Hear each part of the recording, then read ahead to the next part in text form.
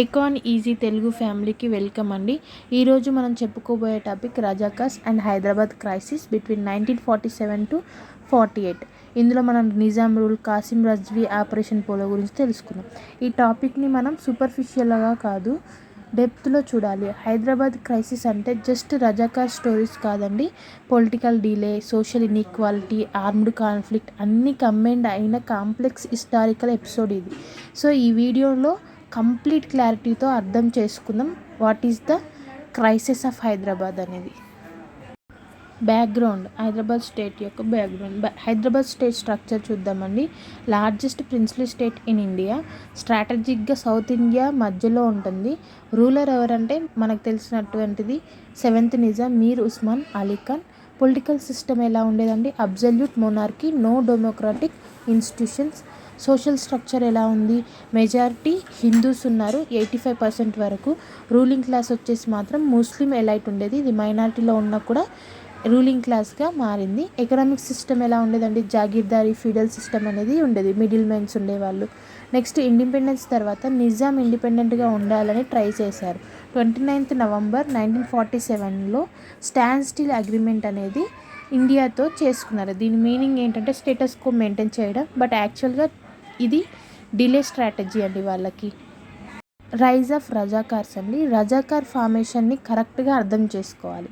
First organisation ఏంటిది? MIM party అండి. Leader ఎవరు? Kasim Razvi. Initially political plus social ఆర్గనైజేషన్గా ఇది పనిచేసేదండి. లేటర్ మిలిటెంట్ వింగ్గా క్రియేట్ అయింది. రజాకార్స్ అని మనం పిలుస్తున్నాం ఇప్పుడు దాన్నే. Purpose, initial claim defence of Hyderabad state. Hyderabad స్టేట్ని డిఫెన్స్గా ఇది ఇనిషియల్ క్లెయిమ్ తీసుకుందండి. బట్ గ్రాడ్యువల్లీ ఆర్మ్డ్ మొబిలైజేషన్గా పెరిగింది. రజ్వీ స్పీచెస్లో స్ట్రాంగ్ మిలిటెంట్ టోన్ ఉండేదండి. ఐడియాలజీ ఏంటంటే రెసిస్ట్ అక్సెషన్ టు ఇండియా. అలా రజాకార్స్ యొక్క ఆబ్జెక్టివ్స్ ఏంటో తెలుసుకున్నామండి. ఆబ్జెక్టివ్స్ని మనం 2 లెవెల్స్లో చూడాలండి. First one official or stated, practical or ground level. Official or stated, అఫీషియల్గా మనం చెప్పుకునేది ఏంటంటే రజాకార్స్ ఎందుకున్నారంటే protect Nizam authority, maintain independent Hyderabad.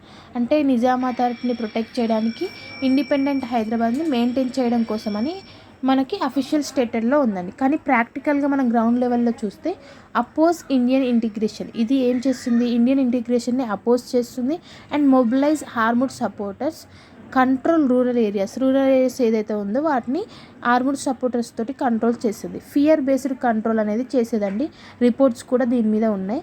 Ideological slogans ఉండేవి. Islam in danger, join Razakars. Reported in sources అండి. ఇది ఈ పాయింట్ అనేది స్లోగన్ అనేది మనకి సోర్సెస్లో కూడా రిపోర్ట్ అయ్యింది. Islam in danger, join Razakars. So ideology plus power protection combined అయ్యాయి. ఈ రజాకార్ మెయిన్ ఆబ్జెక్టివ్స్ ఏంటండి? ప్రాక్టికల్గా గ్రౌండ్ లెవెల్లో చూస్తే oppose Indian integration, mobilise armed supporters and control rural areas. Fear based control reports కూడా ఉన్నాయండి దీని గురించి మనకి. గ్రౌండ్ సిచ్యువేషన్, గ్రౌండ్ రియాలిటీ చాలా ఇంపార్టెంట్ అండి. తెలంగాణ రీజియన్లో ఆల్రెడీ అన్రెస్ట్లో ఉంది సిన్స్ 1946లో. మనకి కొన్ని రీజన్స్ ఉన్నాయండి. ల్యాండ్ ఇన్ఈక్వాలిటీ వల్ల, ఫోర్స్డ్ లేబర్ వెట్టి వల్ల, ఫ్యూడల్ అప్రెషన్ వల్ల ఈ బ్యాక్గ్రౌండ్లో రజాకార్స్ ఎంట్రీ అయ్యిందండి. సో సిచ్యువేషన్ ఎస్కలేట్ అయ్యింది. విలేజెస్లో రైట్స్, ఇంటిమిడేషను, ఆర్మ్డ్ క్లాషెస్, ప్యారలల్గా తెలంగాణ ఆర్మ్డ్ స్ట్రగుల్ జరగడము, కమ్యూనిస్ట్ లెడ్ చేసిందండి తెలంగాణ ఆర్మ్డ్ స్ట్రగుల్ అనేది. ఇది చాలా స్ట్రాంగ్ అయింది.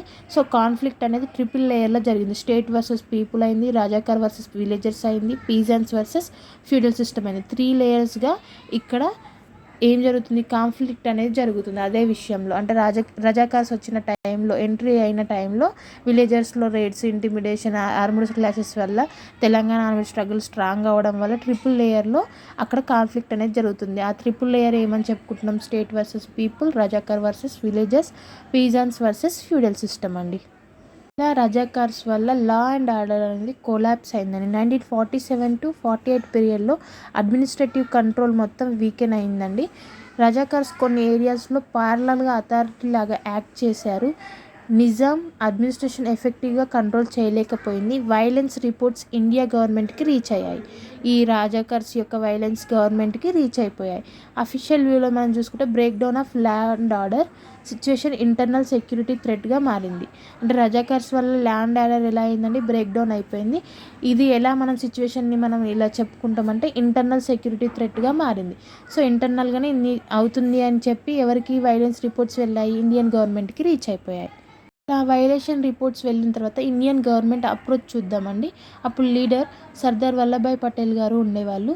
ఫస్ట్ ఇనిషియల్ స్ట్రాటజీలో వాళ్ళు పీస్ఫుల్ నెగోషియేషన్ చేద్దామని హైదరాబాద్తో టాక్స్ కూడా జరిగాయండి.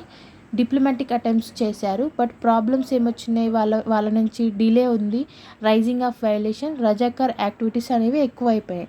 సో పటేల్ వ్యూ ఏమైపోయింది, డిలే ఈజ్ డేంజరస్, అంటే ఇంత డిలే జరుగుతుందంటే డేంజరస్ అని చెప్పి ఫైనల్ డిసిజన్ అనేది పటేల్ గారు తీసుకోవడం జరిగింది.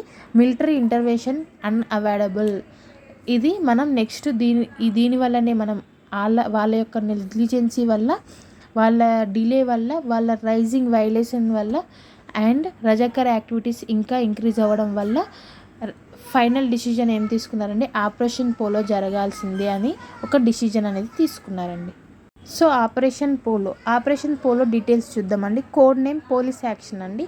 స్టార్ట్ ఎప్పుడు జరిగింది, 13th September 1948లో జరిగింది. ఎండ్ ఎప్పుడు జరిగింది, 17th September 1948. అంటే డ్యూరేషన్ ఎంత అండి, 5 days.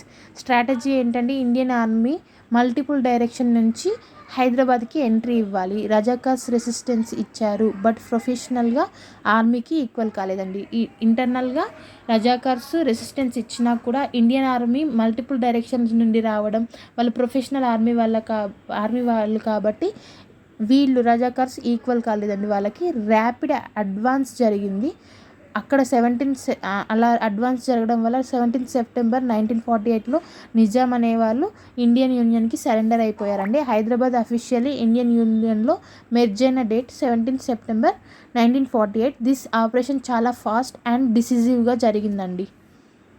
ఆపరేషన్ పోలో తర్వాత హైదరాబాద్ స్టేట్ అనేది ఇండియన్ యూనియన్లో ఇంక్లూడ్ అయిపోయింది. తర్వాత మిలిటరీ గవర్నర్ని అపాయింట్ చేశారు హైదరాబాద్ స్టేట్ హెడ్గా. రజాకార్స్ని డిస్బాండ్ చేశారండి. కాసిం రజ్వీని అరెస్ట్ చేశారు. తర్వాత కాసిం రజ్వీ లెటర్ రిలీజ్ అయిన తర్వాత ఆయన పాకిస్తాన్కి కూడా వెళ్ళాడు. నిజాంని కంటిన్యూ చేశారు రాజ్ ప్రముఖ్గా కంటిన్యూ అయ్యాడు. టిల్ 1956 వరకు నిజాం కంటిన్యూ అయ్యాడు. ఫ్యూడల్ స్ట్రక్చర్ గ్రాడ్యువల్లీ వీకెన్ అయ్యిందండి హైదరాబాద్ స్టేట్లో. దీని యొక్క ఇంపార్టెన్స్ అనేది చూద్దామండి. ఇంపార్టెన్స్ని మనం డీప్గా చూడాలి. Integration of princely states complete అయింది. సెంట్రల్ అథారిటీ స్ట్రెంథెన్ అయింది. ఇంటర్నల్ సెక్యూరిటీ డాక్ట్రిన్ ఎస్టాబ్లిష్ అయింది. Leadership example like Sardar Vallabhbhai Patel decisive role అనేది బాగా ఉంది. లెసన్ ఏంటంటే దీంట్లో పొలిటికల్ డిలే జరిగితే ఇన్స్టేబిలిటీ జరిగితే కాన్ఫ్లిక్ట్ అనేది వస్తుంది. సో మనం రజాకార్స్ వల్ల పొలిటికల్ డిలే చూసాము, ఇన్స్టేబిలిటీ చూసాము, కాన్ఫ్లిక్ట్ జరిగింది. అందుకే సర్దార్ వల్లభాయ్ పటేల్ గారు అప్పుడు డిప్యూటీ ప్రైమ్ మినిస్టర్గా ఉన్నప్పుడు వాళ్ళు చెప్పడానికి ట్రై చేశారు. డిలిబరేషన్స్ తోటి పొలిటికల్ స్టెబిలిటీ కోసం ట్రై చేశారు హైదరాబాద్తో. కాకపోతే వాళ్ళు డిలే చేయడం వల్ల, పొలిటికల్ డిలే వల్ల వాళ్ళకి ఇన్స్టెబిలిటీ అనేది క్రియేట్ జరిగింది. రజాకార్స్ కూడా అందుకే ఎక్కువగా వాళ్ళ యొక్క వైలేషన్ అనేది స్టార్ట్ చేశారు. దీనివల్ల మన ఇండియన్ యూనియన్ అనేది కాన్ఫ్లిక్ట్ చేసింది. ప్రజల్లో ఉన్న కాన్ఫ్లిక్ట్ని ఇండియన్ గవర్నమెంట్ సపోర్ట్గా తీసుకొని హైదరాబాద్ స్టేట్ని మన ఇండియన్ యూనియన్లో కలిపేసిందండి. హిస్టరీని బ్యాలెన్స్డ్గా ఎవిడెన్స్తో అర్థం చేసుకుంటే రియల్గా క్లారిటీ వస్తుందండి. రజాకార్స్లో కూడా మరి మొత్తం అయిపోయిందా మేడం అంటే లేదండి, మనం జస్ట్ స్టోరీ వైజ్గానే ఇప్పుడు చదువుకున్నాము. రజాకార్స్లో ఇంపార్టెంట్ లీడర్స్ ఎవరు, అసలు ఎంఐఎం పార్టీలో ఎలా స్టార్ట్ అయింది, ఈ సోషల్ ఆర్గనైజేషన్ వాలంటీర్షిప్ని ఎలా ఇప్పుడు మనకి పొలిటికల్గా ఎలా అథారిటీగా అయింది అని మొత్తం క్లియర్గా చెప్పుకోవాలంటే ఇంకొక క్లాస్ చేసుకోవాలండి.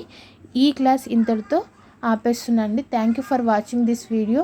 Please do like, share and subscribe to Concept Master Telugu అండి, ఎకాన్ ఈజీ తెలుగు.